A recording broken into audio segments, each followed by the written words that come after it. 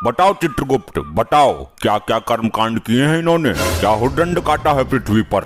अरे अरे मर गया मर गया, अरे अरे मर गया मर गया।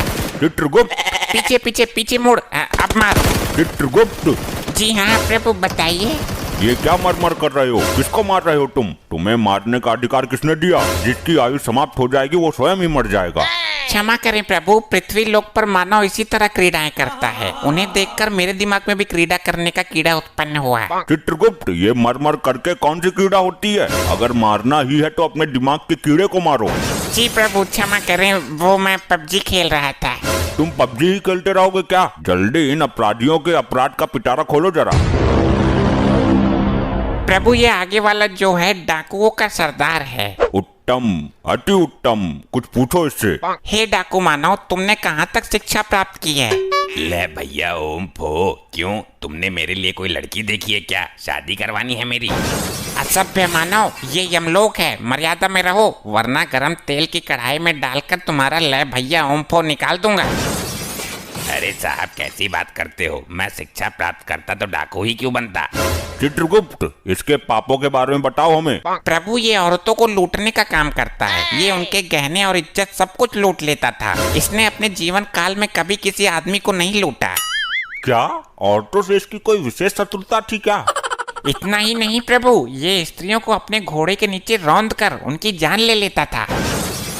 अद्भुत चित्रगुप्त, अद्भुत। हे स्त्री विनाशक, तू डाकू ही क्यों बना? डॉक्टर बनता, इंजीनियर बनता, इंस्टा रील्स पर लड़की बन जाता।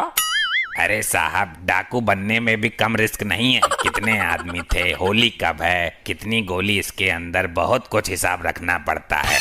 ये तो है प्रभु, काम तो ये भी रिस्क वाला ही है। और फिर मैं छोटा मोटा तो डाकू था नहीं। डाकू गब्बर सिंह जो था वो चेला था मेरा, मैंने ही उसे डाकूबाजी सिखाई थी। बंद करो अपना ये पिरलाप, तुम मेहनत करके भी तो कुछ कमा सकते थे। इस काम में सबसे ज्यादा मेहनत है प्रभु। इसका मतलब तुमने कभी मेहनत करने की चेष्टा नहीं की? नहीं प्रभु, मैंने मेहनत करके एक बार भट्टे पे काम किया था। ये दुनिया बड़ी जालिम है। मैं मार्केट गया सब्जी लेने, मेरी जेब काट ली किसी ने। स्त्रियों के साथ बहुत जुल्म किया है तूने, इसका तुझे कठोर दंड मिलेगा। मैं किसी स्त्री के साथ क्या जुल्म करूंगा? मेरी खुद की स्त्री तो खुद कालिया के साथ भाग गई। चित्रगुप्त, जरा हमें भी कालिया के बारे में बताओ। प्रभु ये कालिया है, ये हमेशा अपने सरदार की बात करता है। यही ले गया था इसकी लुगाई को। क्यों रे, दूसरे की लुगाई पर गंदी नजर रखते हुए लज्जा नहीं आती? अरे प्रभु वो इसकी बीबी नहीं थी, हमारी टीम के लोगों ने किडनैप किया था उसको। सरदार ने उसे जबरदस्ती बीबी का दर्जा दे दिया। और प्रभु ये तीसरा मानव इसका दूसरा साथी है। ये हमेशा सरदार के सपोर्ट में रहता था। ये भी इसकी लुगाई को भगाने की फिराक में था, पर इससे पहले कालिया हाथ मार गया। गलती कालिया की ही नहीं है सरदार, तेरी तो पूरी टीम ही खराब है। यमराज जी, इसी टीम की वजह से तो मैं यहाँ हूँ। और चित्रगुप्त, ये औरत कौन है? प्रभु यही तो है वो अबला नारी जिसके पीछे ये डाकू गैंग पागल है। क्यों री, जब तुझे सरदार ने बीबी का दर्जा दे दिया था तो कालिया के साथ मुंह काला करने की क्या जरूरत थी? प्रभु ये सरदार तो मेरी जिंदगी का सबसे बड़ा सरदर्द निकला। इस दुनिया का सबसे बड़ा नामर्द निकला। और ये सरदार का सपोर्टर तो कुछ बोल ही नहीं रहा। प्रभु ये जिस वक्त मरा था तब ये भांग की नशे में था। इसे तो अपने मरने का पता भी नहीं है। सरदार घोड़े निकालो, आज गर्ल्स हॉस्टल पर ढाबा बोलते हैं। देखा प्रभु, ये अब भी भांग के नशे में है। इसे नहीं पता ये मर गया। चित्रगुप्त, इसको बताओ ये मर चुका है। हे मानव, तुम मृत्यु को प्राप्त हो चुके हो। ये नौटंकी कौन है सरदार? किसी राजमहल पर ढाबा बोला है क्या? तेल के खौलते हुए कढ़ाई में डालो इसे, तभी होश में आएगा ये। जो आज्ञा प्रभु। अरे क्या चित्रगुप्त, ये भी कोई तांत्रिक है क्या? इसे तो कुछ हुआ ही नहीं। प्रभु लैपटॉप में देखता हूँ।